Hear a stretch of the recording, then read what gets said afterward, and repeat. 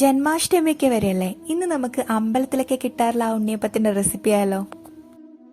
ഞാനിവിടെ ഉണക്കലരിയാണ് ഉപയോഗിച്ചിട്ടുള്ളത്. ഇതൊരു 4 മണിക്കൂർ വെള്ളത്തിൽ കുതിർത്ത ശേഷം ഒന്ന് മിക്സിയിലിട്ട് പൊടിച്ചെടുക്കാം. ഇതിലേക്ക് അല്പ വെളിച്ചെണ്ണയും കുറച്ച് വെള്ളവും ചേർത്ത് ഒന്ന് കുഴച്ച് മാറ്റിവെക്കാം.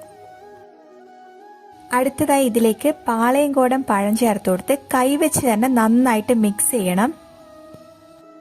ഇനി നമുക്കിതിലേക്ക് ശർക്കര പാനി ചേർത്ത് കൊടുക്കാം. തണുത്തതിന് ശേഷം മാത്രം ചേർത്താൽ മതി, ചൂടോടെ ചേർക്കരുത്. ഇനി ഇതൊക്കെ കൈവച്ച് തന്നെ വീണ്ടും മിക്സ് ചെയ്ത് കൊടുക്കാം. ഇതിലേക്ക് എള്ളും നെയ്യിൽ വറുത്ത തേങ്ങാക്കൊത്തും കൂടി ചേർത്ത് എല്ലാം കൂടി നന്നായിട്ട് മിക്സ് ചെയ്ത് കൊടുക്കാം.